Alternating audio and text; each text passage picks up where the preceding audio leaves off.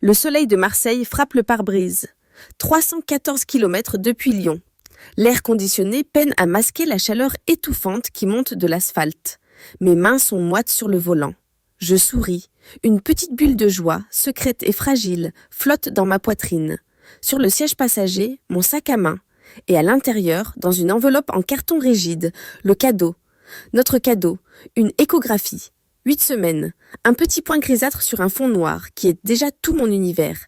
J'imagine la tête d'Adrien, ses yeux qui vont s'agrandir, son sourire d'abord surpris, puis éclatant. Lui qui dit toujours que nous avons tout le temps. 10 ans de vie commune, 4 ans à s'aimer, 6 ans à se marier, 10 ans à construire. Il est temps, Adrien. Il est temps de devenir une famille. Il est à Marseille depuis 3 semaines. Son projet critique, le lancement de sa nouvelle application. Il travaille trop, il est fatigué. Je l'entends dans sa voix, le soir, au téléphone. Une lassitude métallique. Ne viens pas, Élodie, c'est le chaos ici. Attends que j'ai fini, je rentrerai à Lyon et je t'emmènerai dîner. Mais je n'ai pas pu attendre. La surprise sera encore plus belle. Je prends mon sac. L'enveloppe en carton est chaude. Je vérifie mon reflet dans la vitre teintée de la voiture. Je suis un peu pâle, mais mes yeux brillent. Je porte cette robe bleue qu'il aime tant. L'ascenseur est silencieux, climatisé. Une musique d'ambiance insipide. J'ai mon propre jeu de clés. Je n'ai jamais eu besoin de les utiliser. C'est la première fois que je viens le voir sans prévenir. La joie danse dans mes veines. J'ai envie de rire toute seule. J'arrive devant la porte. Numéro 704. Je glisse la clé dans la serrure. Elle tourne sans un bruit. La porte s'ouvre. Mais ce n'est pas l'air qui me saisit. C'est le silence. Un silence épais, lourd, anormal. Adrien ? Ma voix est faible. L'excitation a disparu, remplacée par une appréhension soudaine. Je fais un pas à l'intérieur. Et je la vois, sur le carrelage de l'entrée. Une paire d'escarpins noirs, très hauts, pointus. Ce ne sont pas les miens. Je ne porte jamais de talons aussi hauts. Je reste immobile. Je regarde ses chaussures. Elles sont taille 37. Je fais du 38. Elles sont posées là, un peu de travers, comme si on les avait enlevées à la hâte. Je lève les yeux. Sur la console en verre, un sac à main. Un petit sac en cuir rouge vif avec une chaîne dorée. Une odeur flotte dans l'air. Un parfum. Sucré. Oppressant. Des notes de vanille et de patchouli. Ce n'est pas mon parfum. J'ai horreur de la vanille. La bulle de joie dans ma poitrine vient d'éclater. Elle laisse un vide glacial. Je serre l'anse de mon sac. L'enveloppe en carton à l'intérieur pèse soudain 1 tonne. Rouler 314 km dans l'autre sens. Prétendre que je n'ai rien vu. Mais je sais. Au fond de moi, je sais déjà.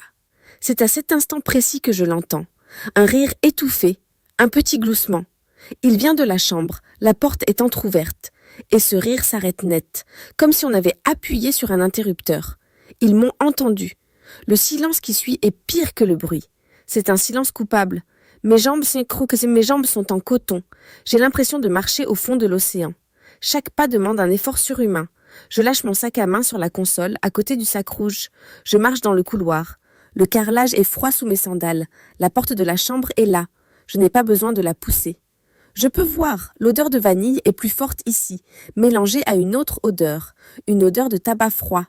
Adrien a arrêté de fumer il y a 2 ans. Il m'avait promis. Je m'arrête sur le seuil. Mes yeux mettent 1 seconde à s'adapter à la pénombre. Les volets sont à moitié fermés. La climatisation souffle doucement. Le lit est défait. Les draps blancs sont en désordre. Adrien est assis sur le bord du lit.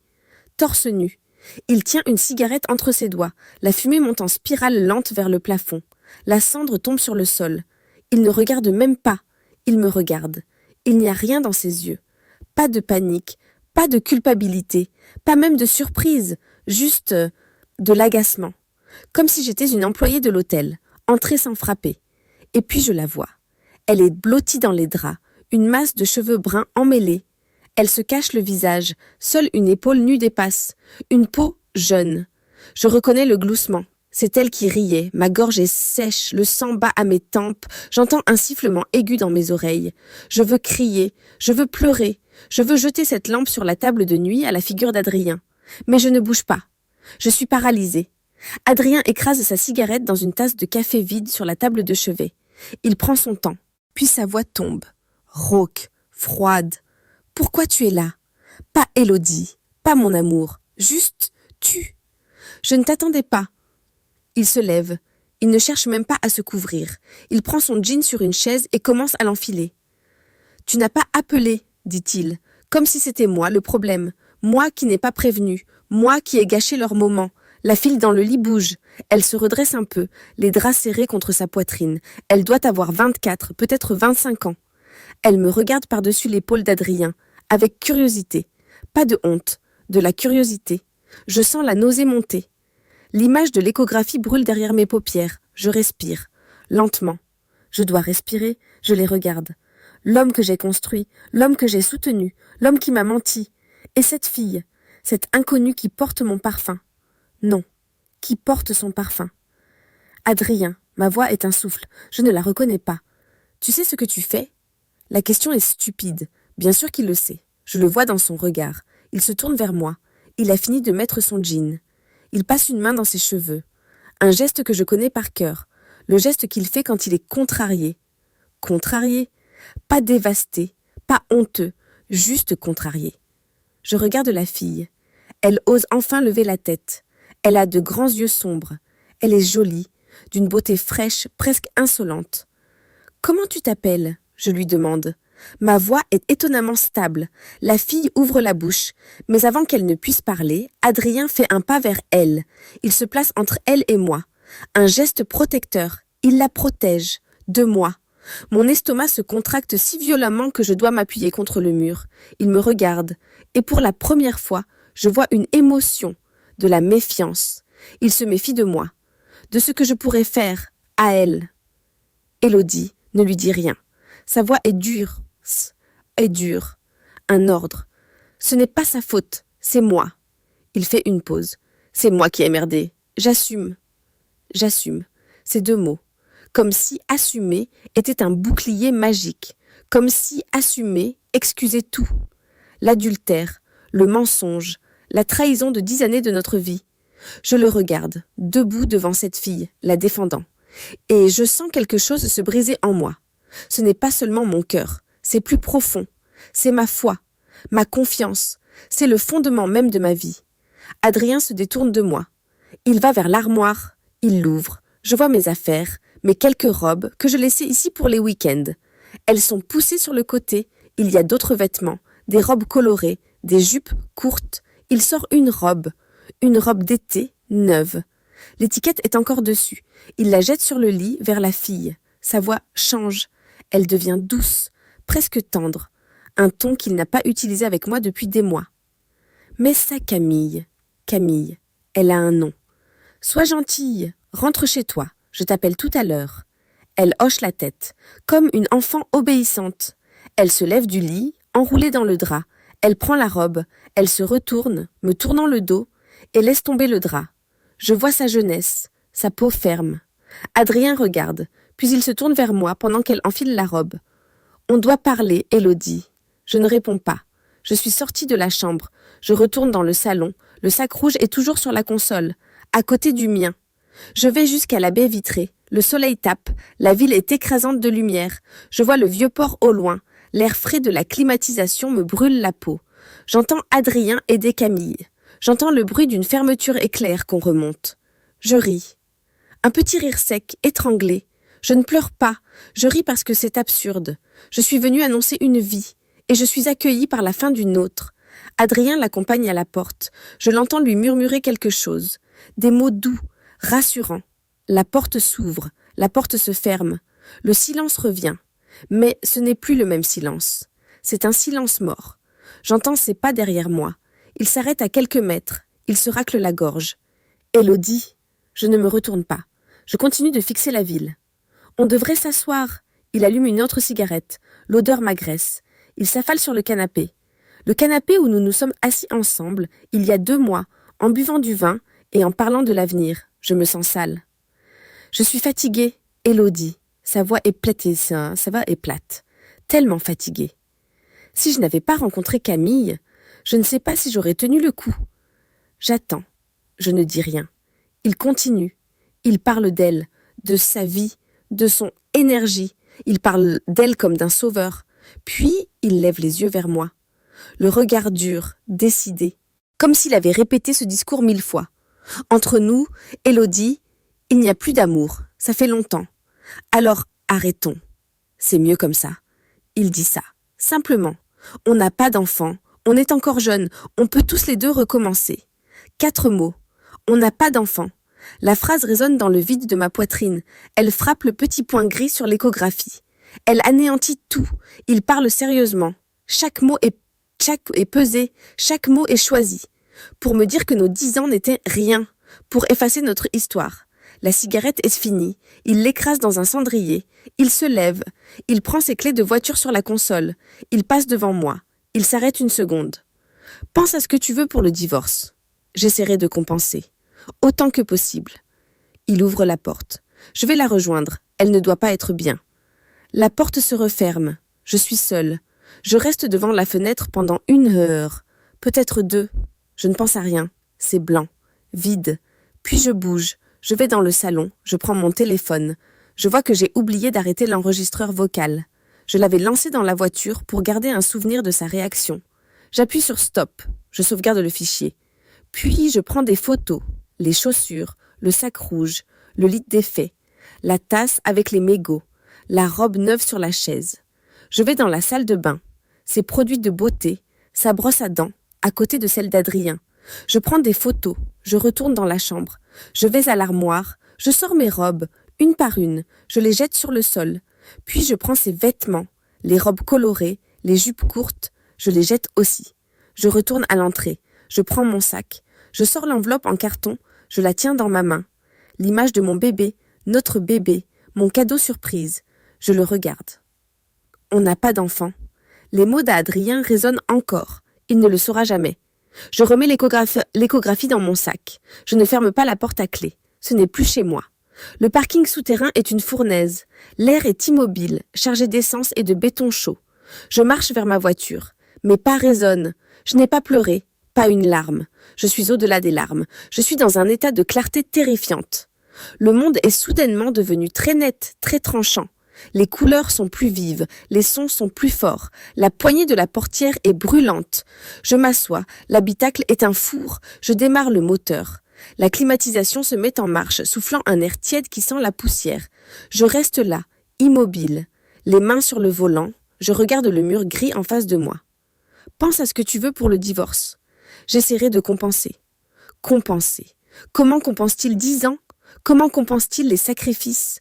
J'ai abandonné ma propre agence d'architecture à Lyon pour fusionner avec la sienne, pour qu'il ait plus de poids face aux investisseurs. J'ai géré les clients difficiles, j'ai géré les finances, j'ai géré sa mère malade, j'ai géré notre vie pour qu'il puisse réussir. Et il y a réussi. Et maintenant, j'essaierai de compenser. Je sors mon sac du siège passager, je l'ouvre, je sors l'enveloppe en carton. Je regarde l'image floue, ce petit point gris, notre bébé. Je pensais que c'était notre bébé. Je réalise, avec une froideur qui me glace le cœur, que ce n'est plus notre bébé. C'est mon bébé. Adrien ne l'a pas seulement abandonné, il a nié son existence avant même de la connaître. On n'a pas d'enfant. Cette phrase est une sentence. Elle vient de sceller son destin. Et le mien. Je range l'échographie. Soigneusement. Je mets la voiture en marche arrière. Je quitte le parking. La lumière du soleil de Marseille est aveuglante quand j'émerge dans la rue. 314 km pour rentrer. Je mets la radio. Une chanson d'amour stupide. Je l'éteins. Je roule. Je ne pense à rien. Je suis juste un corps dans une boîte en métal qui se déplace sur une autoroute. Je dépasse les panneaux. Aix-en-Provence. Avignon. Orange. Le soleil commence à descendre. Le ciel passe du bleu éclatant à l'orange, puis au violet. Je ne m'arrête pas. Je n'ai pas faim. Je n'ai pas soif. J'ai juste mal. Une douleur sourde, physique, comme si on m'avait frappé à l'estomac. La nausée est là, la nausée du premier trimestre. Elle se mélange à la nausée de la trahison. Je me concentre sur la route, les lignes blanches, les feux arrière des autres voitures. C'est moi qui ai merdé. J'assume. Ne lui dis rien. Ce n'est pas sa faute. Il l'a protégée. Il m'a exposée. Il l'a choisie. Elle, une inconnue, plutôt que moi, sa femme depuis 10 ans. Je me demande depuis quand. Depuis combien de temps ce mensonge dure-t-il ? Depuis combien de temps suis-je la fatiguée ? Depuis combien de temps est-elle l'énergie ? Je repense à ces voyages critiques à Marseille, au week-end où il devait finaliser le code, aux appels tard le soir, sa voix basse, disant qu'il était épuisé. Il n'était pas épuisé, il était comblé, il était avec elle. Mon téléphone sonne. Je le regarde. C'est lui, Adrien. Mon cœur fait un bond stupide. Peut-être qu'il regrette. Peut-être qu'il va s'excuser. Peut-être qu'il a réalisé. Je décroche. Je mets le haut-parleur. Élodie? Oui. Ma voix est rejetée. Tu es où? Sur la route. Tu rentres à Lyon? Oui. Un silence. J'entends du bruit derrière lui. De la musique, un bar. Écoute, dit-il, je ne voulais pas que ça se passe comme ça. J'attends. Mais c'est fait. On ne peut pas revenir en arrière. Non, on ne peut pas. Sois raisonnable, Élodie. On est des adultes. Des adultes. Je t'appelle juste pour te dire, n'essaie pas de contacter Camille. Je serre le volant. Mes jointures deviennent blanches. Tu la laisses en dehors de ça. C'est entre toi et moi. Je ris. Encore ce petit rire sec. Entre toi et moi, Adrien. Il n'y a plus rien entre toi et moi. Tu l'as dit toi-même. Élodie, ne sois pas quoi? Hystérique. Ce n'est pas moi qui ai baisé une inconnue dans notre lit. Le mot est sorti, cru, violent. Il est choqué. Je l'entends. Je ne suis jamais vulgaire. Tu n'as pas à lui parler comme ça, dit-il, la voix dure. Je ne lui parle pas. Je te parle. Laisse-la tranquille. Elle est jeune. Elle ne comprend pas tout ça. Elle comprend assez pour coucher avec un homme qui est marié. Je t'ai dit que c'était ma faute, il crie presque. C'est moi qui l'ai voulu. Laisse-la. Je vois clair, maintenant. Ce n'est pas un appel d'excuse, c'est un appel de protection. Il m'appelle, moi, sa femme, pour protéger sa maîtresse. Tu sais quoi, Adrien? Quoi? Tu as raison. Il y a un silence. Il est surpris. C'est entre toi et moi. Alors je vais faire simple. J'arrive à Lyon dans 2 heures. Demain matin, à 9 heures, je serai chez Maître Valérie, mon avocat. Quoi? Élodie, attends. Tu voulais le divorce. Tu vas l'avoir. Tu voulais compenser. Tu vas compenser. N'appelle pas Valérie. On peut régler ça à l'amiable. Non. Nous ne pouvons plus rien régler à l'amiable. L'amiable est mort à Marseille, sur ce canapé sale. Tu ne peux pas faire ça. Regarde-moi. Je raccroche. Je bloque son numéro. Je bloque aussi son numéro sur toutes les applications de messagerie. Je respire. Le sifflement dans mes oreilles a cessé. La douleur dans mon estomac est toujours là. Mais elle n'est plus paralysante. Elle se transforme en autre chose. Quelque chose de froid et de dur, comme de l'acier. J'arrive à Lyon. Il est presque minuit. La ville est endormie. Je ne rentre pas chez nous. Je vais à l'hôtel. Un petit hôtel de charme dans le vieux Lyon. Je paie en liquide. Je prends une chambre. Elle est petite, propre, anonyme. Je m'assois sur le lit. Le silence de la chambre est absolu. Je suis seule. Pour la première fois depuis 10 ans, je suis vraiment seule. Je ne défais pas ma valise. Je m'allonge sur le lit, tout habillée. Je regarde le plafond. Et là, enfin, je pleure. Ce ne sont pas des larmes de tristesse. Ce ne sont pas des larmes de colère. Ce sont des larmes de vide. Je pleure pour la femme naïve qui a conduit 300 kilomètres avec une échographie dans son sac. Je pleure pour la femme stupide qui a cru aux promesses. Je pleure pour les 10 ans que je viens de jeter à la poubelle. Je pleure pour le bébé qui dort dans mon ventre, ce bébé qui n'aura jamais le père qu'il méritait, ce bébé qui est né d'un mensonge. Je pleure jusqu'à ce que mes yeux soient secs, puis je m'endors. Un sommeil lourd, sans rêve. Je me réveille à 7 heures. Le soleil filtre à travers les rideaux. Ma tête est lourde, ma gorge est sèche, mais l'acier est toujours là. Je prends une douche, l'eau chaude me fait du bien. Je regarde mon reflet dans le miroir embué. J'ai l'air plus âgé. Les lignes autour de mes yeux sont plus profondes, mais mon regard est ferme. Je m'habille, la même robe bleue qu'hier. Elle sent la fumée de cigarette d'Adrien. Je la roule en boule et la jette dans la poubelle. Je mets un jean et un t-shirt que j'ai dans mon sac de voyage. Je sors mon téléphone. Je transfère l'enregistrement audio et les photos sur mon ordinateur portable, dans un dossier sécurisé. Puis je les supprime de mon téléphone. Je vérifie mes comptes bancaires. Nous avons un compte joint. Et j'ai mon compte personnel, celui que j'avais avant notre mariage. Je transfère immédiatement la moitié de l'argent du compte joint vers mon compte personnel. Compensé, je commande un café et un croissant à la réception. Je mange. Méthodiquement. Je dois manger. Pour le bébé.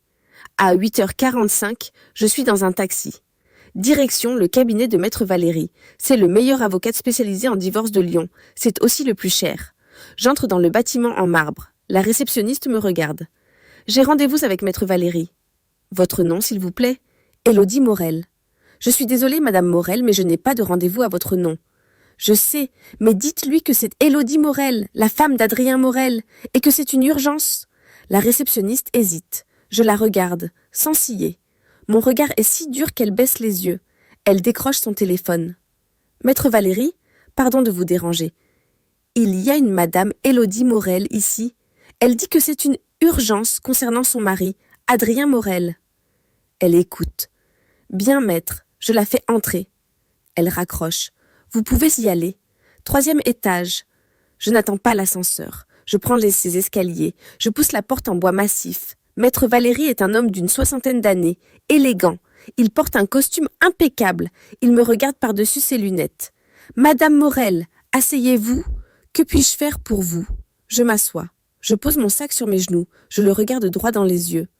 Mon mari m'a trompée. Je l'ai découvert hier. Je veux divorcer. Il hoche la tête, lentement. Je vois, l'adultère est toujours désagréable. Avez-vous des preuves? Oui. Des preuves solides? Maître Valérie lève un sourcil. Vous n'avez pas perdu de temps. Je n'ai plus de temps à perdre, maître. Et que voulez-vous? Je veux tout. Il sourit, un sourire fin, presque invisible. Il le fera. Pourquoi en êtes-vous si sûr? Je prends une profonde inspiration. L'acier en moi vibre. Parce que je suis enceinte. Maître Valérie se fige. Il est au courant? Non. Et il ne le sera pas. Pas avant que tout soit signé. Madame Morel, c'est une manœuvre risquée. Il m'a dit hier, je cite, « On n'a pas d'enfant, on peut recommencer. » Je l'ai enregistré. Les yeux de l'avocat s'illuminent. Il comprend. Il comprend le levier que je viens de lui donner. Et en échange? En échange, il aura ce qu'il veut. C'est-à-dire sa liberté et Camille. Maître Valérie se lève. Il marche vers la fenêtre. Il regarde le fleuve. Adrien Morel est un homme puissant, Élodie. Il a des relations. Il se battra. Il se battra pour son argent. Mais il ne se battra pas pour moi. Il est fatigué de moi. Il veut cette fille pleine d'énergie. Je me lève aussi. Il croit qu'il est tombé amoureux. Il croit qu'il recommence une nouvelle vie. Il est aveuglé. Il est stupide. Je m'approche de son bureau. Utilisez ça.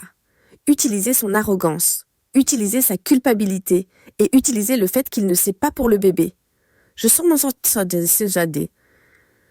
mon ordinateur portable. Voici les preuves. Je veux que vous rédigiez un accord de divorce par consentement mutuel. Un accord qui stipule qu'il me cède tout, en échange de quoi je ne demande aucune pension alimentaire et je ne fais aucune mention de l'adultère dans les papiers officiels. C'est audacieux. C'est juste. Il me regarde, longuement. Et si il découvre pour le bébé avant de signer? Il ne le découvrira pas. Il est trop occupé à la consoler. Il m'a appelé hier soir, pas pour s'excuser, mais pour me supplier de laisser sa maîtresse tranquille. Maître Valérie sourit, cette fois. Ce n'est pas un petit sourire.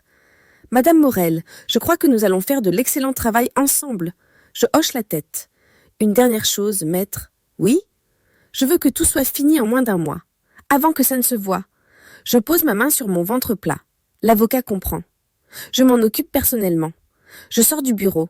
Le soleil de Lyon me semble différent, moins agressif que celui de Marseille. Je marche le long du quai. Je ne suis plus Élodie, la femme d'Adrien. Je ne suis plus la victime. Je suis une mère.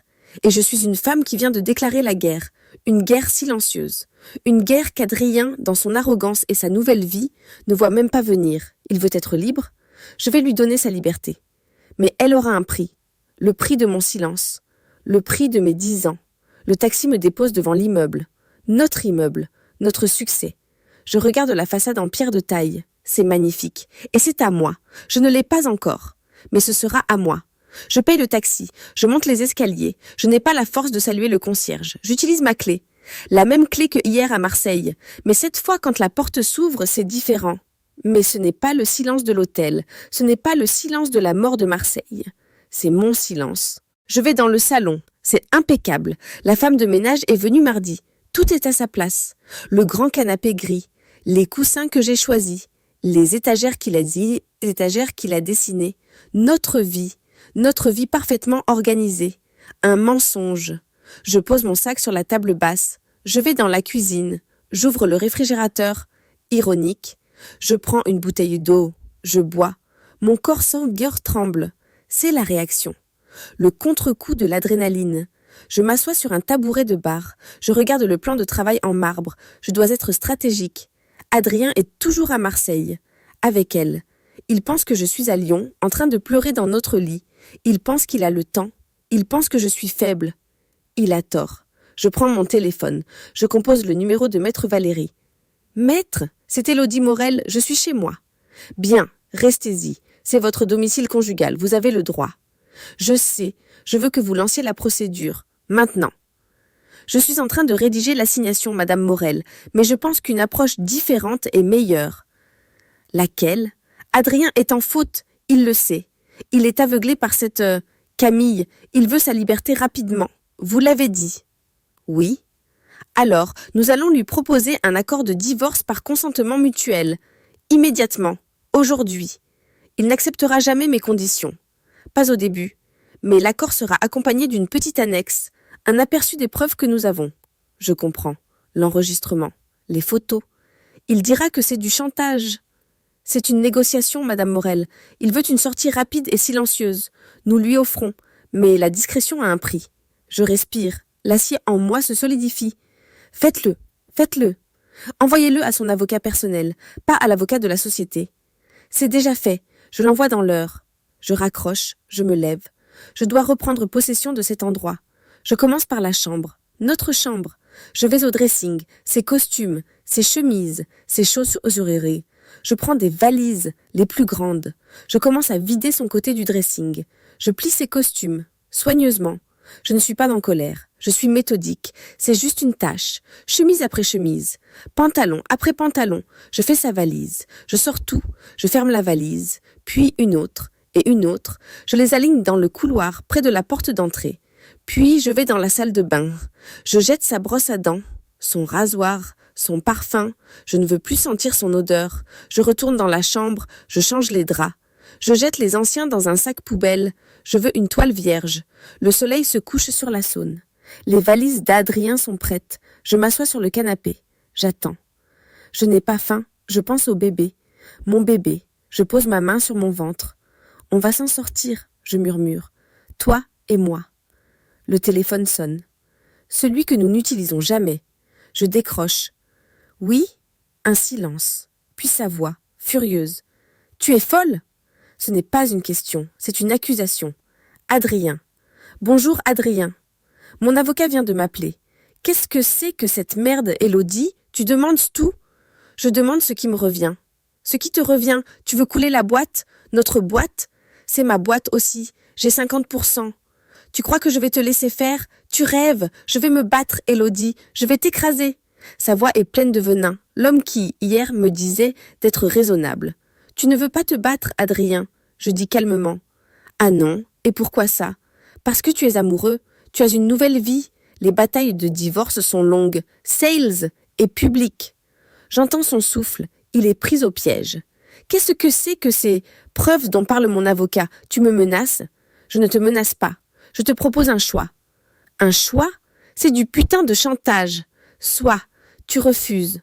Je fais une pause. Et nous allons au tribunal. Je demanderai un divorce pour faute. Adultère. J'utiliserai l'enregistrement. J'utiliserai les photos. Je raconterai tout, Adrien. Tais-toi. Ton nom sera dans la boue. Le nom de la société aussi. Tes investisseurs vont adorer. Pense à ta réputation. Pense à l'homme modèle que tu prétends être. Le silence au bout du fil est assourdissant. Je l'ai touché. Et Camille, j'ajoute d'une voix glaciale. Elle est jeune, tu as dit. Elle ne comprend pas tout. Penses-tu qu'elle appréciera de voir son nom et ses photos dans les journaux de Lyon, d'être connue comme la briseuse de ménage ? Ne la mêle pas à ça. Sa voix a changé. Elle est plus faible. C'est toi qui l'as mêlée à ça, Adrien. Pas moi. Tu es un monstre, Élodie.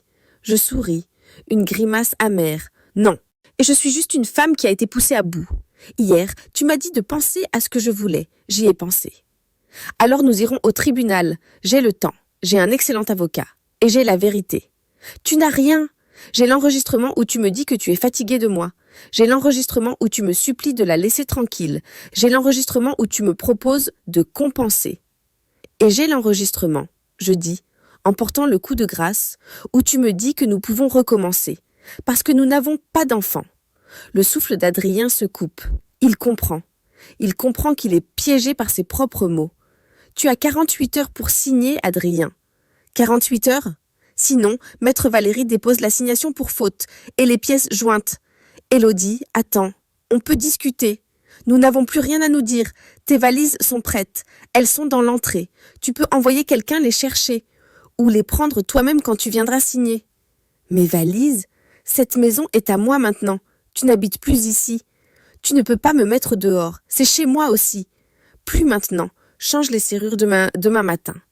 Je raccroche, je coupe la ligne fixe. Mon cœur bat à tout rompre.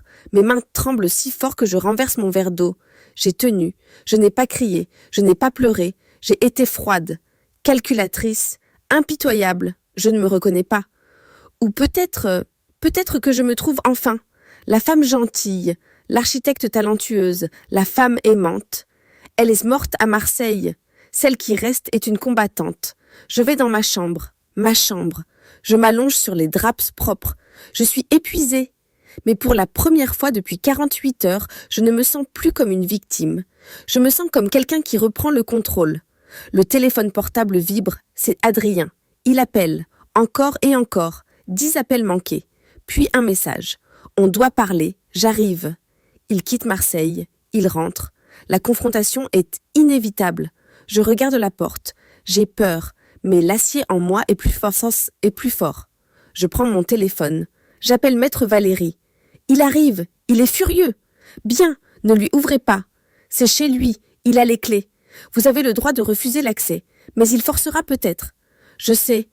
Élodie, voulez-vous que j'appelle la police? Lui interdire l'accès? Non, pas encore. C'est une négociation. S'il vient, je dois lui montrer que je n'ai pas peur. Soyez prudente. N'oubliez pas. Le silence est votre meilleure arme. Vous avez tout dit. N'ajoutez rien. Compris. Je raccroche. Il sera là dans 3 heures. 3 heures pour me préparer à la vraie bataille. L'acte suivi de ma nouvelle vie est terminé. Le choc est passé. La guerre froide a commencé. Et je sais, au fond de moi, que ce n'est que le début. Il pense que je joue ma dernière carte. Il ne sait pas que j'ai encore l'atout maître. L'atout qui grandit silencieusement en moi. Il arrive. Qu'il vienne. Je suis prête. Les 3 heures les plus longues de ma vie. Je n'ai pas bougé du canapé. Je n'ai pas allumé la télévision. Je n'ai pas lu. Un silence nouveau. Un silence vide. J'ai écouté le bruit de mes propres pensées. La peur était là. Une boule froide dans mon estomac. La peur de sa colère. La peur de sa violence. Adrien n'a jamais été violent physiquement. Mais sa colère verbale, sa capacité à démolir l'autre avec des mots, je la connaissais. Je l'avais vue. Dirigée contre des employés, des concurrents. Jamais contre moi. Mais aujourd'hui, je n'étais plus sa femme. J'étais son ennemi. Et puis, il y avait l'autre chose. La nausée.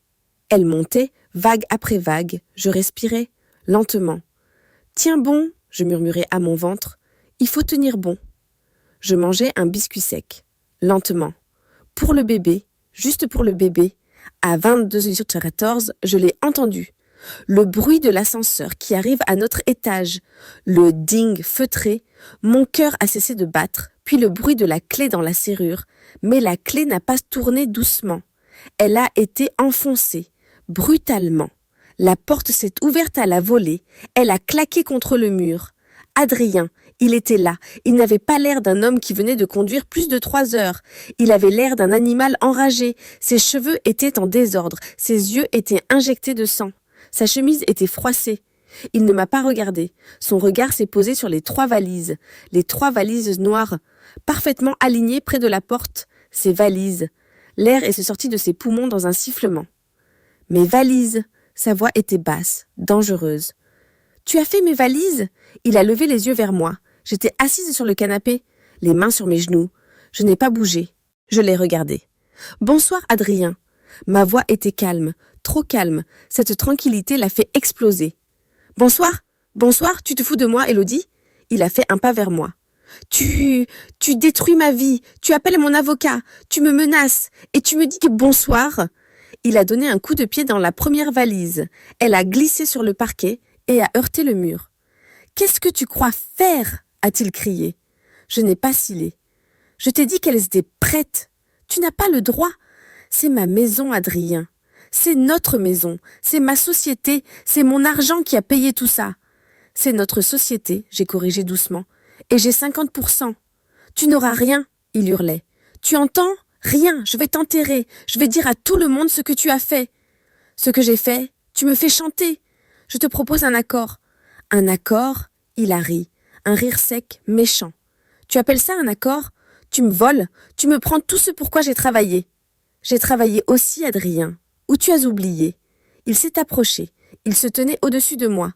Il sentait la sueur, la route et une odeur aigre de tabac froid. Il avait recommencé à fumer, vraiment. « Tu n'es rien sans moi, a-t-il craché. Tu étais une petite architecte avec un petit bureau, je t'ai faite. » L'acier en moi est devenu de la glace. Je me suis levée, lentement. Je lui faisais face. Nous étions à 1 mètre l'un de l'autre. Je n'ai pas peur de toi, Adrien. Il a été surpris. Il s'attendait à des larmes, à des supplications. Il ne s'attendait pas à ça. Sa colère a changé. La rage pure a laissé place à la tactique. Il a changé de ton. « Élodie, regarde-nous. On est en train de s'entretuer. C'est stupide. » Il a essayé de prendre ma main. J'ai reculé. « Ne me touche pas. » Il a soupiré. L'homme fatigué, l'homme raisonnable. « 10 ans, a-t-il dit d'une voix soudainement lasse. 10 ans de mariage. Tu vas vraiment jeter tout ça à la poubelle. Pour une erreur. Une erreur. Il appelait ça une erreur. Oui, il a haussé le ton. C'est une erreur, une putain d'erreur. Ça n'aurait jamais dû arriver. Mais c'est arrivé. Parce que tu n'étais plus là. Je l'ai regardé. Je n'étais plus là. J'étais ici. Je gérais ta maison. Je gérais tes clients. Je gérais ta vie. Non, il a secoué la tête. Tu étais là, physiquement. Mais ton esprit, il était ailleurs, toujours. Mon esprit était au travail. Notre travail. Notre travail, c'est tout ce qui comptait pour toi. L'agence, les plans, les chiffres, tout était parfait et froid. Froid. Comme cet endroit, c'est un musée, Élodie. Ce n'est pas une maison. Je n'ai rien dit. Je l'écoutais. Je l'écoutais réécrire notre histoire. Je l'écoutais, en temps réel, se décharger de toute culpabilité. Tu n'as aucune idée de ce que j'ai vécu, a-t-il murmuré. Il s'est assis sur l'accoudoir du canapé. Il a caché son visage dans ses mains. C'était du théâtre, du grand théâtre. La pression, les investisseurs, les nuits blanches. J'étais seule, Élodie, terriblement seule. Je t'ai demandé de m'aider. Je t'ai demandé de ralentir. Tu as refusé, j'ai dit, ma voix toujours plate. Ralentir. Pourquoi? Pour qu'on s'assoie dans ce salon silencieux à se regarder. On n'avait plus rien à se dire. Il s'est levé. Il a commencé à marcher. Et puis, j'ai rencontré Camille. Il a dit son nom, ici, dans notre salon. Elle n'est pas comme toi. Je sais, elle couche avec des hommes mariés. Il m'a fusillé du regard. Ne sois pas vulgaire, ça ne te ressemble pas. La vérité est vulgaire, Adrien. Non, tu ne comprends pas. Il avait un sourire étrange, un sourire presque nostalgique. Elle est vivante, tu comprends ça? Elle rit, elle pleure, elle est pleine de vie. Il a ri, comme s'il se souvenait d'une chose merveilleuse. Elle ne planifie pas tout, elle vit, elle n'analyse pas chaque mot, elle ressent. Il s'est arrêté devant moi. Avec elle, je me sens vivant, je me sens comme l'homme que j'étais avant tout ça, avant l'agence, avant l'argent, avant la perfection froide. Je l'ai regardé, et j'ai compris. Il ne mentait pas, il y croyait vraiment, il croyait vraiment à cette histoire qu'il se racontait.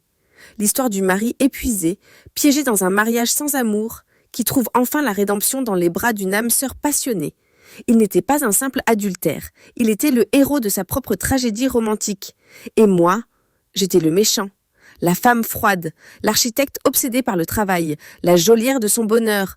Je l'ai regardé, cet homme que j'avais aimé plus que tout, cet homme pour qui j'aurais déplacé des montagnes.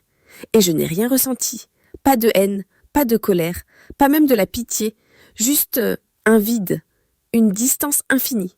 L'homme qui se tenait devant moi était un étranger pathétique qui se mentait à lui-même. « Elle te rend vivant », j'ai répété. « Oui ». Il a hoché la tête, presque avec ferveur. « Tu ne peux pas comprendre. » Non, j'ai dit. Tu as raison. Je ne peux pas comprendre. Il a vu une ouverture. Il a cru que je cédais. Il s'est rapproché. Élodie, je suis désolée, d'accord? Je suis désolée de t'avoir blessée. Je n'ai jamais voulu ça. Je sais ce que tu as voulu, Adrien. Non, écoute-moi. On peut arranger ça. On ne divorce pas. On prend du temps. Tu quoi? Tu vas arrêter de la voir? Il a hésité, une seconde, une seule seconde. Et dans cette seconde, j'ai eu ma réponse. Il ne pouvait pas. Il ne voulait pas. Il voulait tout. Il voulait le confort de sa vie avec moi et la passion de sa vie avec elle. Tu es incroyable, j'ai soufflé. Non, je suis juste un homme, je suis fatiguée. J'ai merdé. Il a tenté une dernière fois, la carte de la pitié. La carte de notre histoire. Je l'ai regardée. Non, Adrien, on ne peut pas. Pourquoi? Parce que tu es trop fier. Non, parce que tu l'as tuée. Tu es quoi? Notre histoire. Elle est morte, hier, à Marseille. Il m'a regardé et il a su. Il a su que c'était fini. Il a su qu'il n'y avait plus rien à négocier. Sa mâchoire s'est crispée. La tendresse feinte a disparu. Le masque du PDG est revenu. Alors c'est comme ça. C'est comme ça. Tu vas vraiment essayer de me prendre ma société? Tu n'auras jamais 50% de la valeur. Jamais. Un juge ne te donnera jamais ça.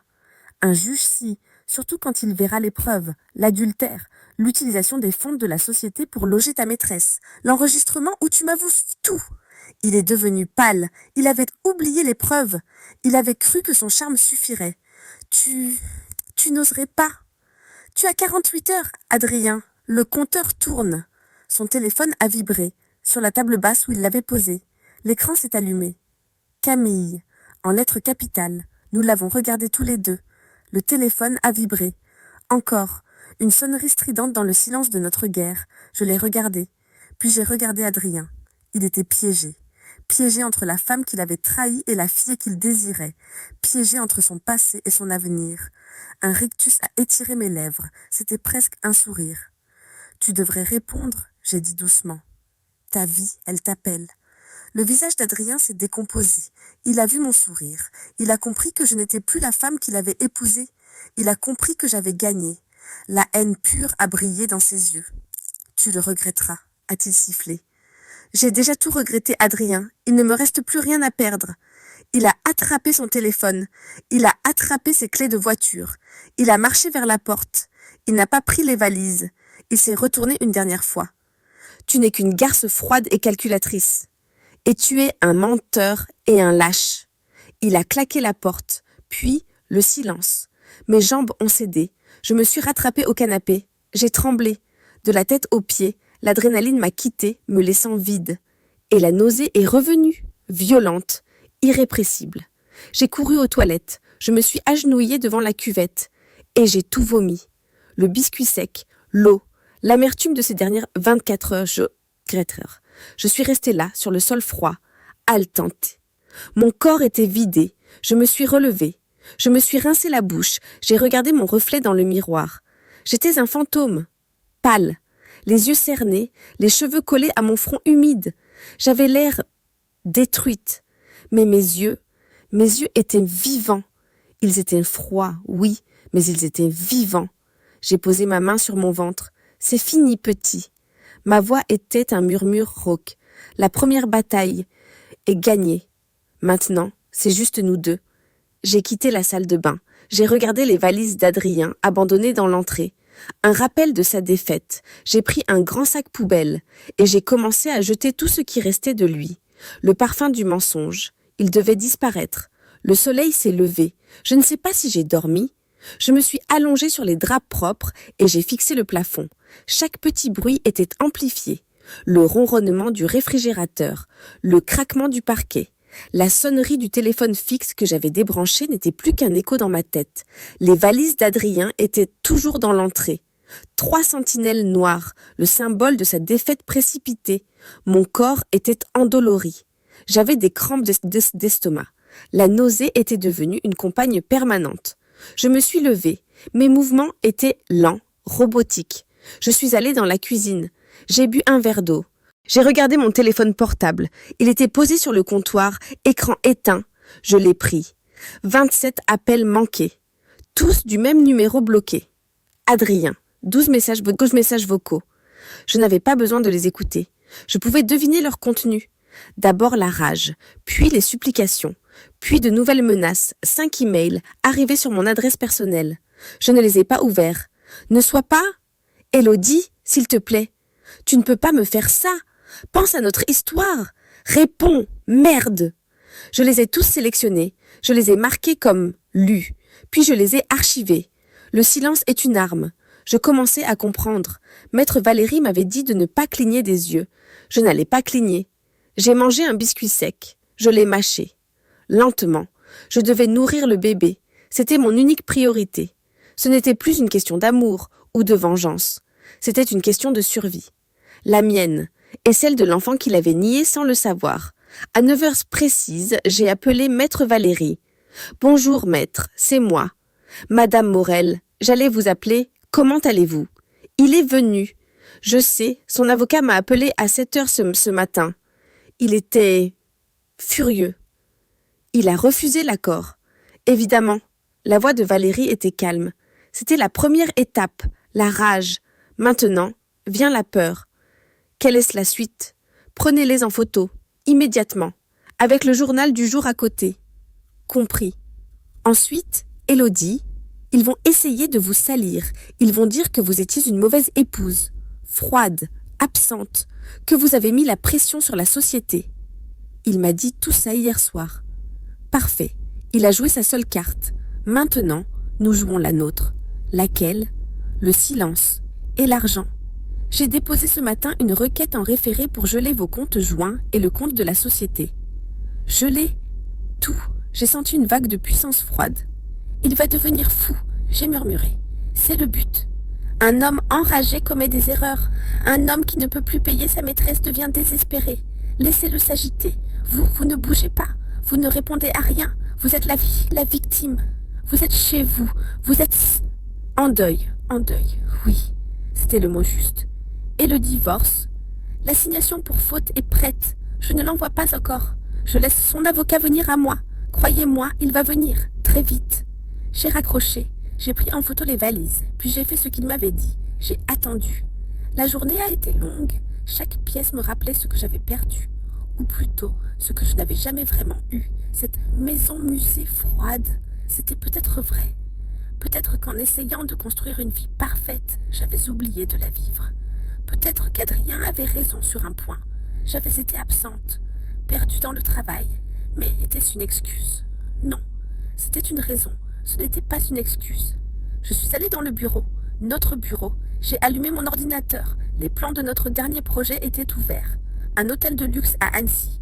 Mon projet, mon design. Adrien n'avait fait que le vendre. J'ai regardé les lignes, les perspectives. C'était bon, c'était même excellent. Tu n'es rien sans moi. Son mensonge était si facile. Il le répétait si souvent qu'il avait fini par y croire. Et moi aussi. Je me suis remise au travail. Je me suis plongée dans les plans. C'était mon refuge, mon armure. Si je travaillais, je ne pensais pas. Si je dessinais, je ne sentais pas. Le soir est tombé. J'ai commandé à manger. Des sushis. J'ai mangé devant mon écran. Le silence. J'ai vérifié mon téléphone. 42 appels manqués. 10 emails. Je les ai archivés. Le lendemain, je me suis réveillée avec une seule chose en tête. L'hôpital. J'avais rendez-vous. Mon premier vrai rendez-vous de suivi. Celui où l'on est censé venir en couple. Je me suis habillée. Une robe simple, pas de maquillage. Je suis arrivée à la clinique. La salle d'attente était pleine. Pleine de couples. Des hommes qui tenaient la main de leur femme. Des hommes qui posaient leurs mains sur des ventres ronds. Des sourires. Des murmures excités. Je me suis assise dans un coin, seule. J'ai pris un magazine. J'ai fixé les pages sans les lire. La douleur était différente ici. Ce n'était pas la colère froide de la bataille. C'était une tristesse profonde, suffocante. La réalité de ma décision me frappait en plein visage. J'allais faire ça, seule. Mon enfant n'aurait jamais ça. Il n'aurait jamais cet homme qui attend, nerveux et fier dans une salle d'attente. Il aurait une mère et un chèque de pension alimentaire. La haine pour Adrien est revenue, brûlante. Pas parce qu'il m'avait trompée, mais parce qu'il m'avait volé ça. Il avait volé à son propre enfant un début de vie normal. Madame Morel, l'infirmière m'a appelée. Je me suis levée. Mes jambes tremblaient.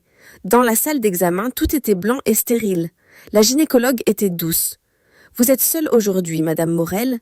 La question, inévitable. Mon mari est en déplacement. Un voyage d'affaires imprévu. Le mensonge est sorti facilement. Je me suis allongée. Le gel froid sur mon ventre, elle a passé la sonde. Un bruit de statique, puis un son. Rapide, rythmé, bat, bat, bat, bat, bat. Et voilà, a dit le médecin en souriant. Regardez l'écran, vous le voyez ? J'ai tourné la tête, et je l'ai vu. Ce n'était plus un point gris, c'était une forme minuscule, et à l'intérieur, quelque chose scintillait, un cœur qui battait, une vie, une vraie vie, une vie qui ne dépendait pas d'Adrien, qui ne dépendait pas de Camille, une vie qui dépendait de moi. Les larmes que je n'avais pas versées à Marseille, les larmes que je n'avais pas versées face à la rage d'Adrien, elles ont coulé, silencieuses, brûlantes. Je n'ai pas sangloté, j'ai juste pleuré. « Tout va bien ?» a demandé le médecin, inquiète. J'ai hoché la tête, j'ai essuyé mes joues. « Oui », j'ai murmuré. Ma voix était cassée. C'est juste que c'est très réel. C'est le plus beau son du monde, a-t-elle dit, en me tendant un mouchoir. Tout est parfait. Il est fort. Vous êtes à 9 semaines. Elle m'a donné une nouvelle photo, plus claire, plus définie. Je suis sortie de la clinique, serrant cette photo dans ma main. Le monde extérieur semblait différent. Le soleil était plus chaud, l'air était plus frais. L'acier en moi avait trouvé son but. Ce n'était plus une guerre pour l'argent ou la fierté. C'était une guerre pour lui, pour ce cœur qui battait. Les valises d'Adrien avaient disparu. La place dans l'entrée était vide. Il avait envoyé quelqu'un, un assistant, un coursier. Il avait capitulé, du moins sur ce point. La maison était enfin vide de lui. Je me suis sentie plus légère. J'ai posé la nouvelle échographie sur la table de chevet. Puis j'ai vu la lettre. Elle avait été glissée sous la porte, une enveloppe épaisse, officielle, du cabinet de son avocat. J'ai respiré. La vraie contre-attaque, je l'ai ouverte. Mes mains étaient stables. Ce n'était pas une supplication, c'était une offre, une proposition de règlement à l'amiable. Il me proposait une somme, une grosse somme. En dédommagement, disait la lettre, en échange, les 50%, pour rien, ou presque. Il essayait de m'acheter. Il me prenait pour une femme au foyer, idiote et cupide. Il voulait garder la société, son empire, parce que la société, c'était lui, c'était sa fierté. Et il pensait que j'étais faible, il pensait que j'avais peur de me battre. J'ai regardé la lettre, j'ai regardé l'échographie, j'ai pris mon téléphone, j'ai appelé maître Valérie. Valérie a ri, un rire sec. Je vous l'avais dit, la peur, il a peur des preuves, il a peur que ses comptes soient gelés. C'est sa première offre, elle est insultante. Qu'est-ce qu'on fait ? Rien. Rien ? Vous ne répondez pas. Vous ignorez l'offre, totalement. Vous allez à votre bureau demain. Vous continuez à travailler sur vos projets. Vous êtes la copropriétaire. Vous agissez comme tel. Il va être furieux. C'est ce que nous voulons. Laissez-le mariner. Laissez-le se demander pourquoi vous n'avez pas sauté sur l'argent. Laissez-le penser que vous préparez quelque chose de pire. J'ai souri. Le silence. L'arme la plus puissante, Madame Morel. J'ai raccroché. J'ai regardé la lettre de son avocat. Je l'ai prise. Et je l'ai déchirée. Lentement. En 4 morceaux. Il voulait la guerre, il n'avait encore rien vu. Le lendemain matin, je me suis réveillée avec un objectif, le bureau, l'agence Morel et Morel Architecture. Mon nom était sur la porte, au même titre que le sien. Pendant des années, j'avais laissé Adrien être le visage de la société. J'étais le cerveau technique, la créative, celle qui faisait tourner la machine en coulisses. Il était le vendeur, le charmeur. Aujourd'hui, il n'y avait plus de coulisses. Je me suis préparée avec un soin méticuleux. Pas la robe de l'épouse, pas le jean de la femme fatiguée. J'ai mis mon armure de travail, un pantalon tailleur noir, parfaitement coupé, une chemise en soie blanche, des talons bas, mais bruyants. Le genre de talons qui annonce votre arrivée. J'ai coiffé mes cheveux en un chignon strict. J'ai mis du rouge à lèvres, rouge vif, une couleur de guerre. En me regardant dans le miroir, je n'ai pas vu Élodie Morel, la femme trahie. J'ai vu Madame Morel, la directrice associée. La nausée était là, fidèle au poste. J'ai mâché un morceau de pain sec en appelant un taxi. En arrivant devant l'immeuble de bureau, Au cœur de la presqu'île, j'ai hésité une seconde, l'estomac noué. Tu n'es rien sans moi. Ces mots se résonnaient. J'ai repensé au battement de cœur. L'acier a repris sa place. J'ai poussé les grandes portes en verre. L'accueil. Claire, la réceptionniste, m'a vue. Ses yeux se sont écarquillés. Sa bouche s'est entr'ouverte. Elle a attrapé son téléphone, sans doute pour le prévenir.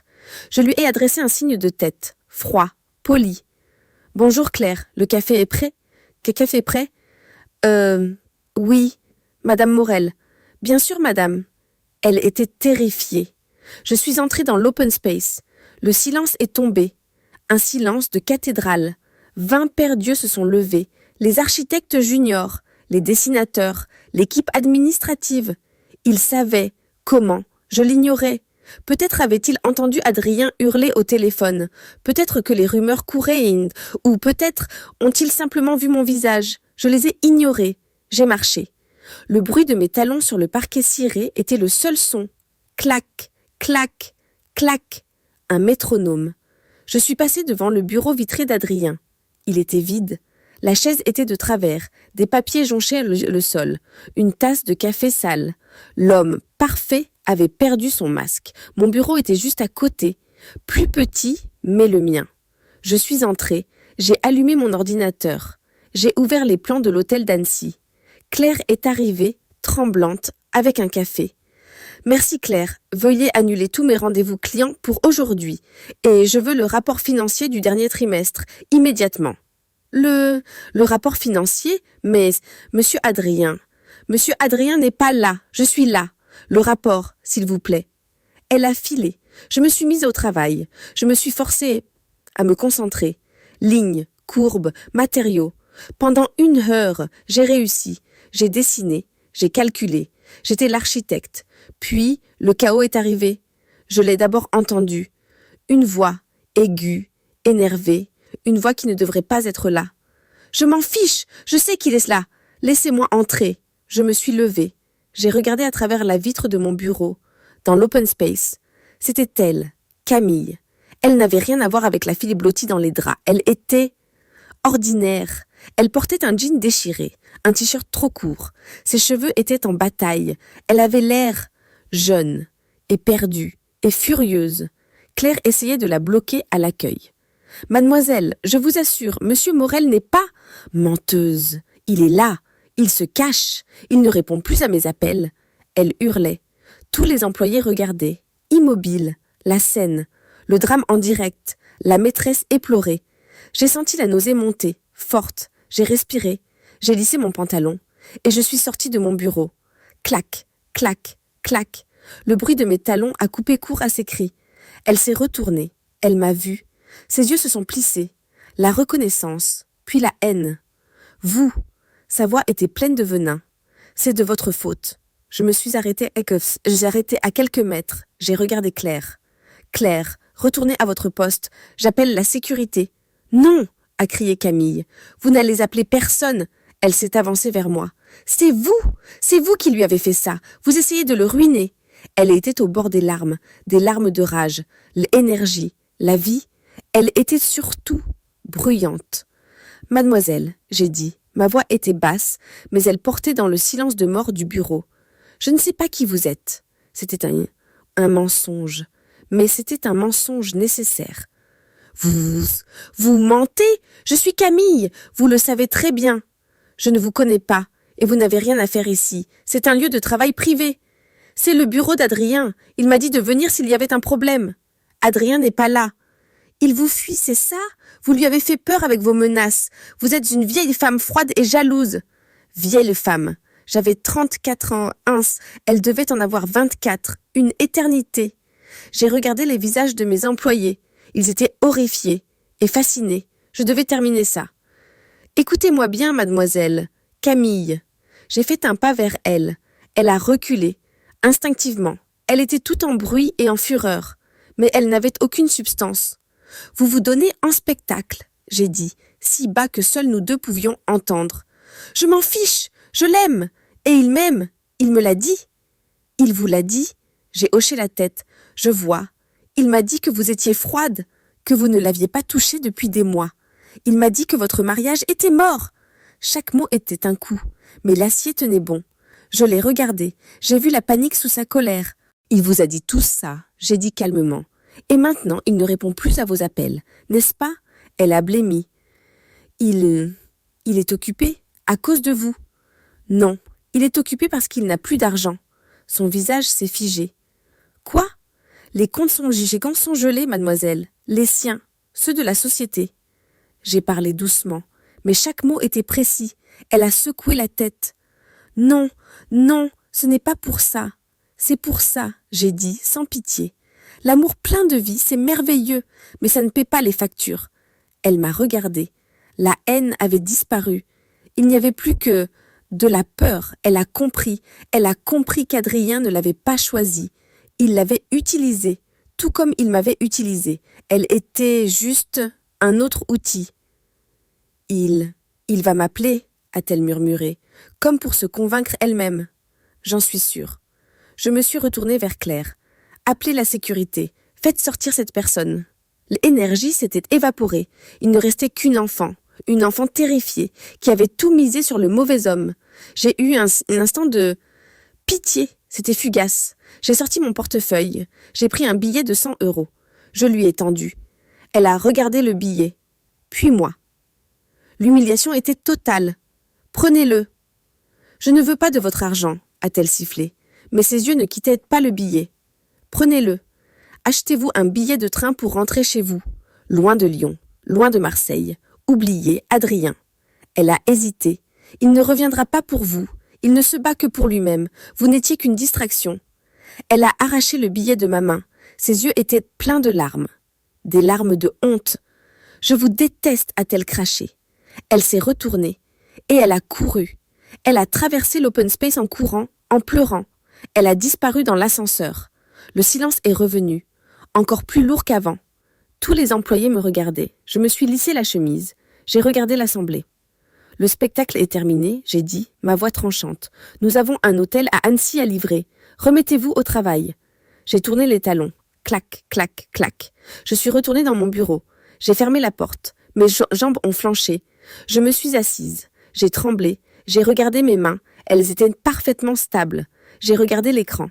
Les plans de l'hôtel. J'ai gagné. Ce n'était pas une victoire joyeuse. C'était une victoire amère. J'avais non seulement vu l'échec de mon mariage, j'avais vu l'échec d'Adrien.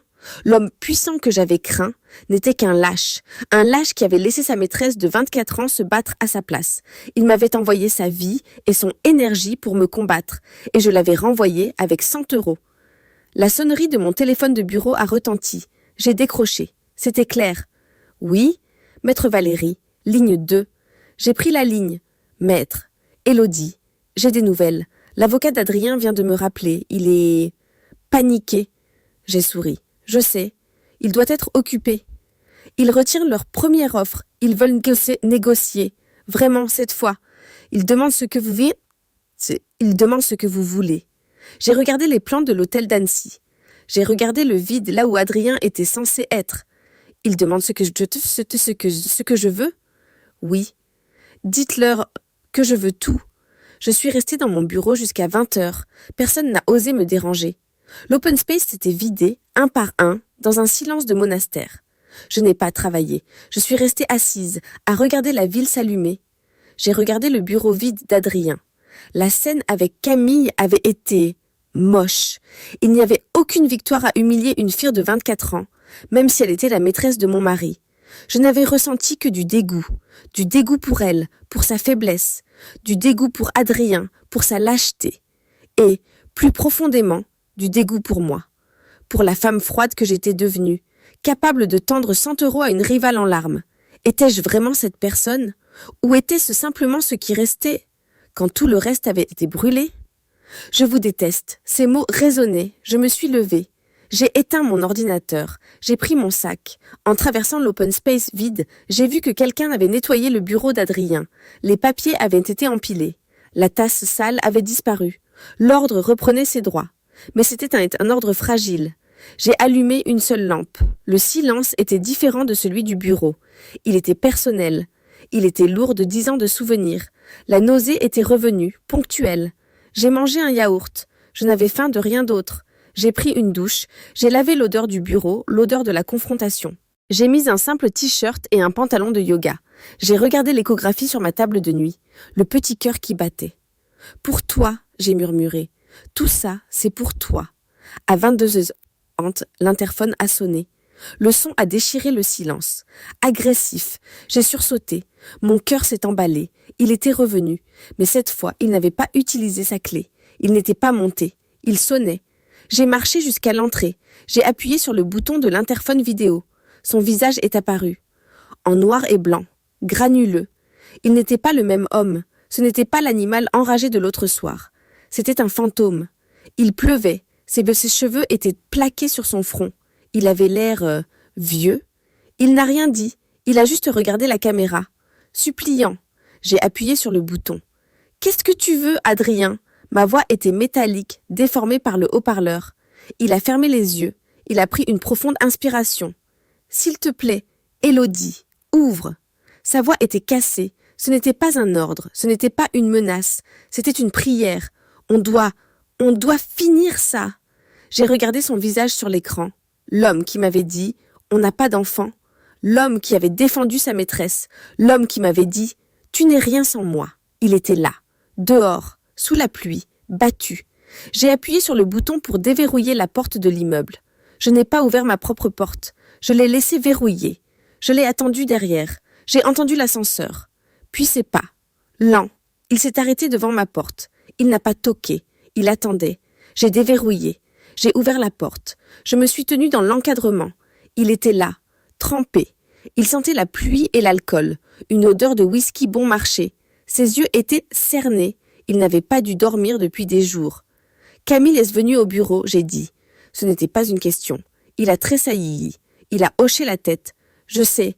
Elle m'a appelé en hurlant, après que ses cartes aient été refusées. Il m'a regardé. Tu as gelé les comptes. Oui. Tu lui as donné de l'argent. 100 € pour un billet de train. Il a fermé les yeux, une grimace de douleur sur le visage. L'humiliation, son énergie, sa vie. Elle lui avait coûté 100 €. Bien. Elle a dit que tu étais froide, que tu étais un monstre. Et qu'est-ce que ça change ? Il m'a regardé. Rien. Elle a raison. Tu es un monstre. Il a fait une pause. Et tu as gagné. Ces mots. Laisse-moi entrer, Élodie. Je suis trempée et je suis fatiguée. J'ai reculé. Je l'ai laissé entrer. Pas dans le salon, juste dans l'entrée. Il s'est arrêté à côté de l'endroit où ses valises avaient été. Il dégoulinait sur mon parquet. Mon avocat a parlé à Valérie, a-t-il dit, en s'essuyant le visage. Il dit que tu ne répondras pas. Il dit que tu veux tout. Oui. Tu ne peux pas avoir tout, Élodie. C'est impossible. C'est illégal. Je peux. Et j'aurai les preuves. Au diable les preuves. Il a levé la voix, un éclair de son ancienne rage. Tu crois que ça m'importe encore ? Camille, les photos, tu crois que ça compte ? Ça compte pour un juge. Ça compte pour les investisseurs. Non, il a secoué la tête. Tu ne comprends pas. Tu as gagné. Je le sais. Mais tu ne peux pas prendre la société. C'est ma vie. C'est notre vie. C'est tout ce qu'on a construit. Tu as détruit ce qu'on a construit. Non, l'agence, c'est différent. Le mariage. Élodie, le mariage était mort. Il était mort depuis des années. Tu le sais aussi bien que moi. Il s'est approché. J'ai reculé. C'est pour ça que j'ai fait ça. Parce que j'ai tout fait. J'étais seule. Tu étais là, mais tu n'étais pas là. Toujours dans tes plans. Toujours parfaite. Et froide. Si froide. Tu te justifies, Adrien. Adrien. Non, j'essaie de t'expliquer. J'ai cherché à vivre. C'est tout. J'ai cherché à respirer. J'ai fait une erreur. J'ai choisi la mauvaise personne. J'ai tout gâché. D'accord, je l'admets. Il me regardait désespéré. Tu ne peux pas me blâmer d'avoir voulu vivre. Tu ne peux pas me prendre ça. Je l'ai regardé, l'homme brisé, l'homme pathétique, qui se justifiait encore. Et soudain, j'ai compris. Ce que le Van Hahn logline disait. Tu n'as pas tort. Aime qu'on conseille. J'ai senti un poids immense se lever de mes épaules. Non, Adrien, j'ai dit doucement. Il a relevé la tête, surpris. Un espoir fou dans les yeux. Tu n'as pas tort. Élodie, tu n'as pas tort, j'ai répété. Notre mariage était mort. Tu avais le droit de vouloir vivre. Tu avais le droit de chercher à respirer. Alors, pourquoi cette guerre? Pourquoi tout ça? L'acier en moi est revenu, froid, tranchant. Parce que tu n'as pas tort sur le pourquoi, mais tu as tort sur le comment. Son espoir s'est éteint. Tu as tort d'avoir menti, tu as tort d'avoir été un lâche, tu as tort de t'être caché, tu as tort d'avoir utilisé les fonds de la société pour ta petite aventure. Je me suis approchée de lui. Et tu as tort, j'ai ajouté, de penser que c'est moi qui vais payer pour ta lâcheté. Il a compris. Toute l'énergie l'a quitté. Il s'est affaissé. Que veux-tu? Sa voix était un souffle. Pas toutes deux. Dis-moi. Le vrai prix. Dis-le-moi. J'ai respiré. Il a hoché la tête. D'accord. La société. Morel and Morel. Il s'est raidi. Élodie. Non. Je ne peux pas. C'est tout ce qu'il me reste. Tu auras ce que tu veux. Tu auras ta vie. Tu auras ta liberté. C'est ce que tu voulais? Non. Mais je n'aurai plus rien. Tu auras la chance de recommencer. Loin de moi. Loin de Lyon. Tu me tues. Mon silence. J'ai répété. Sur l'adultère. Sur le détournement de fonds de la société. Et sur le reste. Le reste? J'ai souri. Froidement. Tu n'as pas besoin de savoir. C'est juste mon assurance. Il a compris qu'il y avait autre chose. Quelque chose qu'il ne savait pas. Et il a eu peur. Vraiment peur. Valérie a les papiers, j'ai dit. Une convention de divorce par consentement mutuel. Modifiée. Tu avais prévu ça? Libre et ruiné. Libre et vivant, Adrien. C'est ce que tu voulais, non? Il m'a regardé. Longuement. Il cherchait l'ancienne Élodie. Celle qui l'aimait. Celle qui aurait pleuré. Il n'a trouvé que moi. Il a lentement hoché la tête. D'accord. Un seul mot. La guerre était finie. J'appellerai mon avocat demain, a-t-il dit. Tu vas l'appeler maintenant. J'ai pointé mon téléphone sur la console. Tu vas l'appeler, tu vas lui dire que tu acceptes mes conditions, celles que maître Valérie lui a transmises cet après-midi. Il a hésité. Fais-le. Il a pris son téléphone, il a composé le numéro. Il tremblait, il a raccroché. Il n'a pas osé me regarder. Il s'est retourné vers la porte. Il a posé sa main sur la poignée. Il s'est arrêté. Tu m'as aimé, Élodie, un jour? La question d'un homme mort. Je l'ai regardé. J'ai pensé au battement de cœur. J'ai pensé à la femme naïve qui avait conduit jusqu'à Marseille. J'ai pensé à la fille de 24 ans qui pleurait dans mon bureau.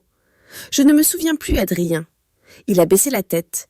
Il a ouvert la porte. Il est sorti dans le couloir. Je l'ai regardé et pour la première fois, je n'ai plus voulu comprendre pourquoi. Je m'en fichais. C'était fini. Je n'étais pas guérie. Mais j'étais sur le chemin. J'ai fermé la porte. J'ai verrouillé. Je me suis appuyée contre le bois. Je suis allée dans la chambre. J'ai pris l'échographie. J'ai gagné. Ce n'était plus un silence de guerre. Ce n'était pas le vide angoissant de la solitude. C'était le silence du vide. Un espace nettoyé. Le lendemain matin, j'ai rencontré maître Valérie. La signature a été une formalité. Adrien n'était pas là. Son avocat l'était. Un homme gris, au visage fatigué, qui n'a pas levé les yeux vers moi. J'ai signé les papiers. Le paraphe en bas de la page. Élodie Morel. Non, j'ai barré Morel. J'ai signé Élodie Martel. Mon nom de jeune fille. L'avocat d'Adrien a levé un sourcil. Un détail, a dit maître Valérie avec un sourire fin. 10 ans de ma vie. Effacé par un trait d'encre. En sortant du cabinet, l'air de Lyon me semblait différent. Mais ce n'était plus chez moi. C'était une scène de crime. C'était une cage dorée que j'avais gagnée, mais dans laquelle je ne voulais plus vivre. J'ai appelé un agent immobilier le jour même. Je veux vendre, vite. 3 semaines plus tard, tout était fini. Je n'ai gardé que mes livres, mes vêtements et l'ordinateur contenant mon travail. Le dernier jour, je me tenais dans le salon vide. L'écho de nos vies résonnait sur le parquet nu. J'ai posé ma main sur mon ventre. Il commençait à s'arrondir. 4 mois. Mon secret était de moins en moins secret. La nausée avait disparu, remplacée par une faim constante et une fatigue profonde. J'ai quitté Lyon sans un regard en arrière. J'ai conduit jusqu'à Annecy. Pas Marseille, la ville de la trahison. Pas Lyon, la ville des fantômes. Annecy, la ville du lac, la ville de l'avenir, la ville de mon projet d'hôtel. C'était temporaire, c'était simple, c'était à moi. Je n'ai pleuré qu'une seule fois, la première nuit à Annecy. Assise sur un lit qui n'était pas le mien, entouré de cartons. Le silence était si complet. Il n'y avait plus d'Adrien à détester. Il n'y avait plus de Camille à mépriser. Il n'y avait plus de bataille à mener. Il n'y avait que moi, et le bébé, Et la peur, une peur écrasante. Avais-je fait le bon choix? J'avais gagné la guerre, mais j'étais seule sur le champ de bataille, j'ai pleuré pour l'homme que j'avais aimé, pour l'homme qu'il était devenu, et pour la femme impitoyable que j'avais dû devenir pour survivre. Le lendemain matin, je me suis réveillée, les yeux gonflés. Le soleil se levait sur le lac. J'ai pris une douche, l'acier n'était plus là. Ce n'était pas de l'acier, c'était une coquille. Et elle s'était brisée. Ce qui restait était moi, fatiguée, enceinte, seule et libre. La reconstruction a commencé par l'agence. Je suis retournée à Lyon une dernière fois.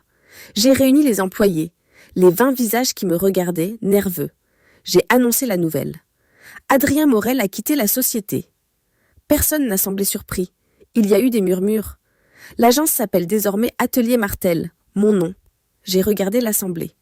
Je comprends que ce changement soit brutal. Adrien était le visage de cette agence. J'en étais la structure. J'ai fait une pause. La structure reste, mais la direction change. Je ne serai pas Adrien. Je ne charmerai pas les clients. Je ne ferai pas de grandes promesses. J'ai posé mes mains sur la table.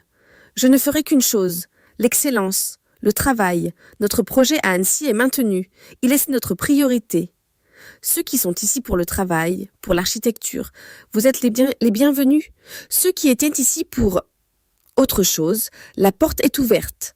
Les protégés d'Adrien, les vendeurs, 16 sont restés. Les créatifs, les techniciens, les silencieux. L'équipe s'est resserrée. Nous avons déménagé l'agence.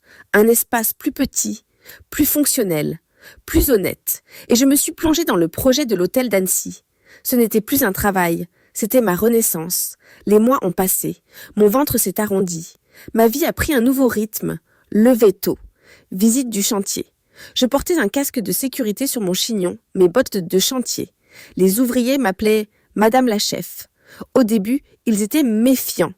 Une femme enceinte sur un chantier, mais ils ont vu. Ils m'ont vu vérifier les fondations. Corriger les plans, grimper aux échafaudages, aussi longtemps que j'ai pu. J'étais exigeante, j'étais précise, j'étais juste. Je n'étais pas froide, j'étais concentrée. Le bâtiment sortait de terre, et en moi, la vie grandissait. C'était une existence étrange.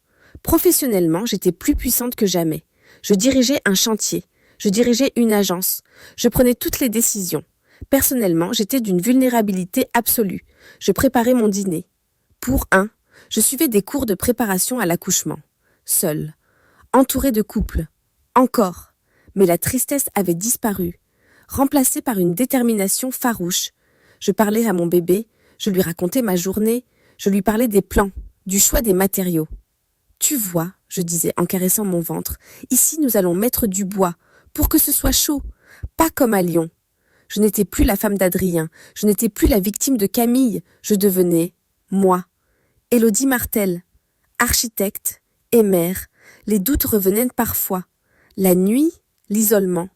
Avais-je sacrifié ma capacité à aimer pour gagner une bataille d'ego? Adrien avait-il raison? Étais-je devenue un monstre? Une femme qui ne pouvait vivre que pour le travail? Puis je sentais un coup de pied, un petit rappel. Non, je ne vivais pas que pour le travail, je vivais pour lui. Ou elle. Je vivais pour nous. Maître Valérie m'a appelé un après-midi d'automne. J'étais à 7 mois de grossesse. L'hôtel était presque hors d'eau. Élodie, j'ai des nouvelles. Lesquelles? Bien, il y a autre chose. L'avocate d'Adrien m'a contacté. Mon cœur s'est serré. Pourquoi? Adrien est en difficulté. Il a tenté de monter une nouvelle affaire, à Marseille. Et il a échoué, spectaculairement. Je n'ai rien dit. Apparemment, son nom est grillé à Lyon et à Marseille, son énergie n'a pas suffi. Il n'avait plus la structure que vous représentiez. Que me voulez-vous, maître? Il demande de l'argent. J'ai ri un rire court. Il ose. Il demande une révision de l'accord. Il dit que vous l'avez ruiné. La réponse est non. Je m'en doutais. Mais il y a autre chose. C'est pour cela que je vous appelle. Oui? Son avocat a posé une question très spécifique. J'ai attendu. Il m'a demandé si vous étiez enceinte au moment de la signature. Le silence. J'ai regardé par la fenêtre. Le lac était gris. Que lui avez-vous répondu, maître? Bien. Élodie, il le sait, ou il s'en doute. Et alors, il pourrait tenter une action pour paternité ou pour annulation de l'accord pour vice de consentement. Dissimulation, la peur, cette vieille amie. Elle est revenue. Peut-il gagner? Gagner? Non.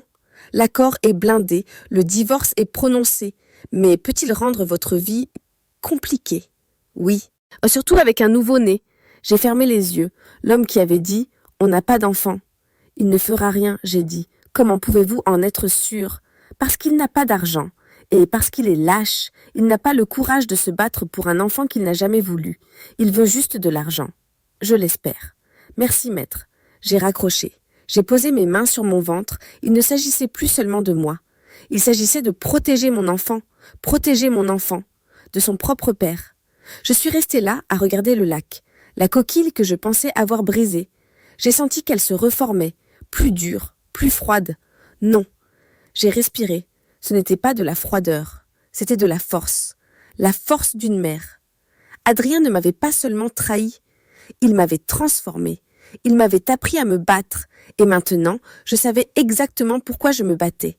L'hiver est arrivé.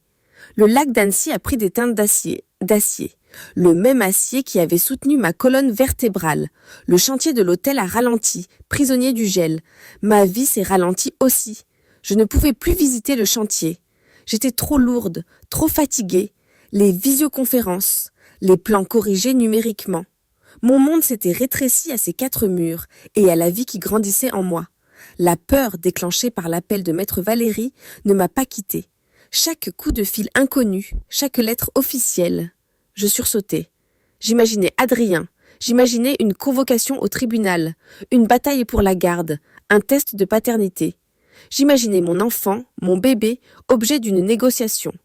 L'homme qui avait dit « On n'a pas d'enfant » allait-il revenir réclamer le sien maintenant qu'il savait? Ou était-ce juste une autre menace vide, une autre tentative pathétique pour obtenir de l'argent? Je ne savais pas. Et ne pas savoir était une nouvelle forme de torture. J'ai accouché en janvier, seule, par une nuit glaciale où la neige tombait en silence sur le lac. Les contractions m'ont réveillée à 2 heures du matin. J'ai appelé un taxi. J'ai pris le sac que j'avais préparé des semaines auparavant. À l'hôpital, l'infirmière m'a demandé « Où est le papa ?» « Il n'y a pas de papa », j'ai répondu. Ma voix était calme. Ce n'était plus un mensonge. C'était un fait. Le travail a été long, douloureux. Il n'y avait personne pour me tenir la main, personne pour me dire de respirer. Personne, sauf moi. Et dans la douleur, j'ai trouvé une force que je ne soupçonnais pas. Ce n'était pas la force froide de la colère, c'était une force animale, primaire, la force de donner la vie, quand ils l'ont posée sur ma poitrine. Une fille, minuscule, les yeux fermés, le visage froissé. Elle sentait le sang et le miracle. Tout le reste a disparu. La trahison, la colère, la peur. Tout s'est dissous. Il n'y avait plus que cette petite chose, cette chaleur contre ma peau. J'ai pleuré. Pas des larmes de vide ou de tristesse, des larmes de soulagement. « Salut !» j'ai murmuré, ma voix cassée. « C'est moi, c'est maman. » Je l'ai appelée Théa. Simple, fort. Ma vie a basculé.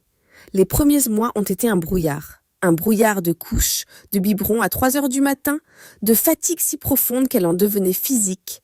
L'agence, l'hôtel. Tout ça semblait si loin. Mon univers, c'était elle. La façon dont sa petite main s'agrippait à mon doigt, son odeur. Je n'étais plus seule. Je n'étais plus jamais seule. Je pensais de moins en moins à Adrien. Il était une figure lointaine, un fantôme d'une autre vie. Parfois, je regardais Théa dormir. Elle avait mes yeux, mais elle avait la forme de sa bouche, un rappel que le bonheur est souvent construit sur les ruines du passé. Le printemps est revenu. Théa avait 3 mois. L'hôtel d'Annecy a ouvert ses portes. L'hôtel du lac, conçu par l'atelier Martel. C'était un triomphe. Les critiques c'était unanime. Une merveille de bois et de lumière. Une architecture qui respire. Pas froid, chaleureux, vivant. Mon équipe est venue de Lyon pour l'inauguration. Ils m'ont offert un bouquet de fleurs. Ils ont regardé Théa, endormie dans mes bras. « Vous l'avez fait, Madame Martel ?» a dit mon chef de projet. « Non », j'ai répondu. « Nous l'avons fait. » J'étais là. Dans le lobby de mon hôtel, mon bébé dans les bras. J'avais tout. La carrière, l'enfant, l'indépendance. J'avais gagné, sur tous les tableaux. Et c'est là, au sommet de ma victoire, que la lettre est arrivée. Pas une lettre d'avocat, une lettre manuscrite, l'écriture d'Adrien. Elle avait été envoyée à l'agence qui me l'avait transférée. Pas d'adresse d'expéditeur. Mon cœur s'est arrêté. La peur, l'ancienne amie. J'ai attendu que Théa soit endormie. Je me suis assise sur mon petit balcon, face au lac. J'ai ouvert l'enveloppe.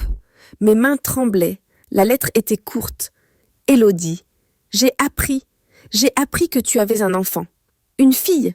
J'ai vu les dates. J'ai calculé. Elle est de moi. J'ai fermé les yeux. J'ai respiré. Tu m'as caché ça. Tu m'as menti. Tu as utilisé ça contre moi. Tu as tout pris. Tu as tout pris en sachant que tu avais... mon enfant. Valérie a raison. Tu es un monstre. J'ai voulu te détruire. J'ai voulu aller au tribunal. J'ai voulu te prendre ma fille, juste pour te faire mal, juste pour te faire payer ce que tu m'as fait. J'ai passé les 6 derniers mois à y penser, à ruminer ma haine, à essayer de trouver de l'argent pour payer un avocat. Et puis, j'ai reçu une photo. Un de tes anciens employés, je crois. Une photo de l'inauguration de l'hôtel. Toi, tu tenais le bébé. Tu souriais.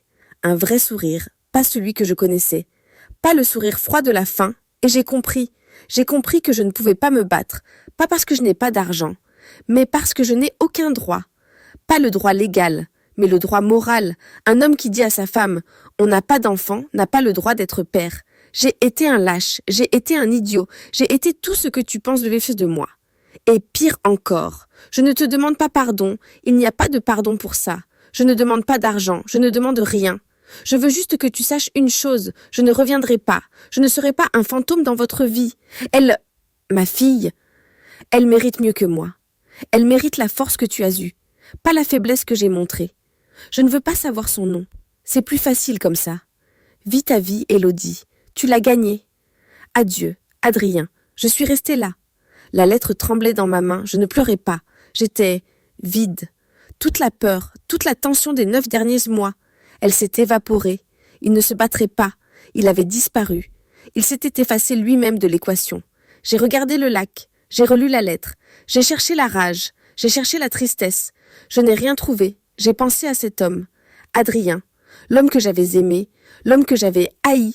L'homme qui m'avait demandé, à la fin, « Tu m'as aimé un jour ?» Et j'avais répondu, « Je ne me souviens plus. » Maintenant, je me souvenais. Je me souvenais de tout. Mais ça n'avait plus d'importance. J'ai regardé la lettre. J'ai essayé de comprendre. Pourquoi avait-il trahi? Parce qu'il était faible? Parce que j'étais froide? Parce que Camille était vivante? Parce qu'il s'ennuyait? Pourquoi avait-il écrit cette lettre? Par culpabilité? Par véritable prise de conscience? Ou juste une dernière tentative pathétique d'avoir le dernier mot? J'ai tourné ces questions dans ma tête. Pourquoi? Pourquoi? Pourquoi? Et soudain, j'ai arrêté. Je me suis surprise à essayer de le psychanalyser, essayer de trouver la raison, et j'ai compris. Je m'en fichais. Je me fichais de savoir pourquoi il l'avait fait. Je me fichais de savoir pourquoi il avait écrit cette lettre. Ça ne changeait rien. Ça ne changeait pas les nuits seules, ça ne changeait pas l'accouchement, ça ne changeait pas le fait que Théa grandirait sans père. Ça n'avait plus d'importance. Le pourquoi était sa prison, pas la mienne. Quand mon io visa au fanboy, qu'on la look ta dessus de Tualan. Quand on ne veut plus comprendre pourquoi ils ont trahi, c'est là qu'on est vraiment guéri. J'ai souri. Un vrai sourire. Pas celui de la victoire, pas celui de la froideur, le sourire de la faim. Je n'étais pas guérie. On ne guérit jamais vraiment d'une telle amputation. Mais j'étais en paix. J'ai pris la lettre d'Adrien. Je l'ai tenue au-dessus de la table. J'ai pris le briquet que j'utilisais pour allumer les bougies. Et j'ai mis le feu au coin du papier. La flamme a mangé le papier. Les mots d'Adrien, ses dernières justifications, sa lâcheté finale déguisée en noble sacrifice, tout s'est tordu, est devenu noir, puis gris. La cendre était si légère. Un petit souffle de vent venu du lac l'a attrapée. Elle s'est dispersée dans l'air froid du soir. Adieu. Le mot est sorti de moi. Ce n'était pas une parole de tristesse. Ce n'était pas de la colère. C'était un constat. Une porte que l'on ferme. Un livre que l'on referme. J'ai regardé les derniers flocons de cendre disparaître dans l'obscurité. J'ai regardé ma main. Elle ne tremblait plus. Le « pourquoi ?» cette question qui m'avait hantée. Pourquoi m'avait-il trahi? Pourquoi avait-il choisi Camille? Pourquoi avait-il menti? Cette question qui m'avait rongée comme un acide, m'empêchant de dormir, m'empêchant de manger. Cette question qui m'avait forcée à devenir cette femme froide, calculatrice, impitoyable. Cette question, en regardant la cendre voler, m'a semblé sans importance. Elle était stupide.